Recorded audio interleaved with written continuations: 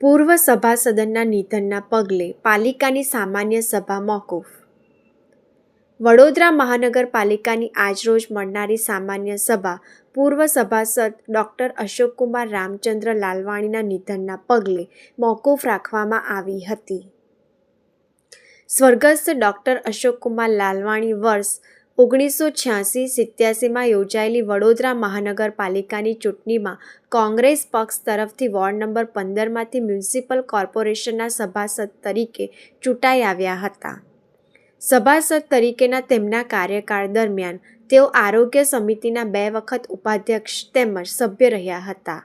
આ ઉપરાંત વિકાસ સમિતિ અને લીગલ સમિતિમાં પણ સભ્ય તરીકે સેવા આપી હતી. ડૉક્ટર અશોકકુમાર લાલવાણીનું તારીખ 9 ઓગસ્ટ 2026ના રોજ રવિવારે 70 વર્ષની વયે દુઃખદ અવસાન થયું હતું. તેમના નિધનને પગલે વડોદરા મહાનગરપાલિકાની આજની સામાન્ય સભામાં 2 મિનિટનું મૌન પાળી તેમને શ્રદ્ધાંજલિ આપવામાં આવી હતી. ત્યારબાદ સામાન્ય સભા આગામી 13 ઓગસ્ટ 2026 ગુરુવારના રોજ મળવા માટે મુલતવી રાખવામાં આવી હતી. આજે જે સામાન્ય સભા રાખવામાં આવી હતી એ મુલતવી રાખવામાં આવી છે કેમ કે પૂર્વ કાઉન્સિલર અશોકભાઈ રામચંદ્રભાઈ લાલવાણીનું અવસાન થવાથી આજે સભા મુલતવી રાખી છે અને અગાઉની સભા તારીખ 13/8/2026ના રોજ રાખવામાં આવી છે. 2-3 વસ્તુઓ છે. એક તો વિરોધ પક્ષનો અવાજ દબાવવાનો નહીં અને વિરોધ પક્ષનું કામ કઈ રીતે ન થાય એના માટે બી પ્રયત્નો થઈ જાય છે. કમિશનરશ્રીને મળવા જઈએ તો જ્યારે જઈએ ત્યારે મિટિંગમાં હોય છે, જ્યારે જઈએ તો બજારમાં ફરતા હોય છે. તો લોકોના પ્રશ્નો લઈને કયા સમયે જવું એક દોડ મૂકે ત્યાં, કારણ કે અમે તો જ્યારે આવીએ ત્યારે મિટિંગ હોય છે. અને આ મિટિંગ કરતાં અગત્યતા એ છે કે વડોદરા શહેરના જુદા જુદા વોર્ડમાંથી ચૂંટાયેલા પ્રતિનિધિઓ પોતાની વાર્તા લઈને આ વરસાદની અંદર ગમે ત્યારે ગમે તે થઈ શકે છે એવી વાર્તા લઈને રજૂઆત કરી શકે અને એનું કામ થાય, એ અગત્યનું છે. અત્યારે ફંક્શનો થશે, તહેવારો આવશે, બધું થશે. સભામાં બી એક સભા મહિનામાં કરી દીધી. એમાં બી કોઈ સભાસદ છે, કોઈ ધારાસભ્ય છે, કોઈ સંસદ સભ્ય છે, કોઈ બી અગર એમના અકાલે મોત થાય છે તો પહેલાંથી પ્રથા છે કે ભાઈ સભા મુલતવી રાખવી અને રાખાય છે.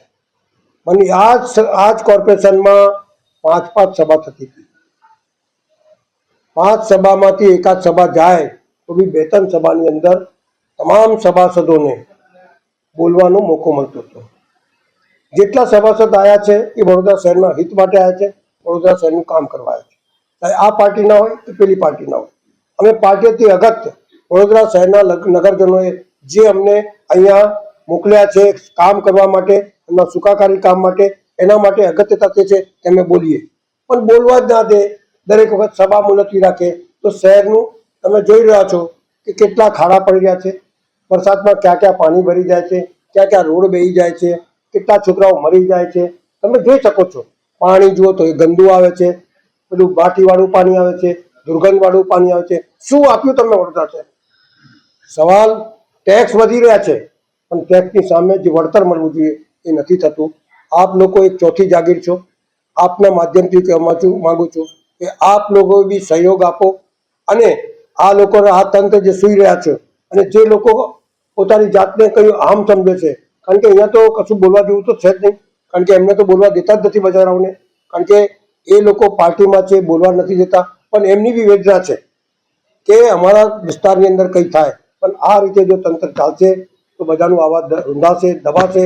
અમારો તો અવાજ દબાશે તો અમે રોડ પર બી બોલીશું, ત્યાં બી સભા કરીશું, ત્યાં બી લોકોને જગાડીશું. તો સવાલ એ છે કે એવું વર્તન ના થાય કે અમારે રોડ પર નીકળવું પડે અને વડોદરા શહેરના નગરજનનું કામ કરવું પડે.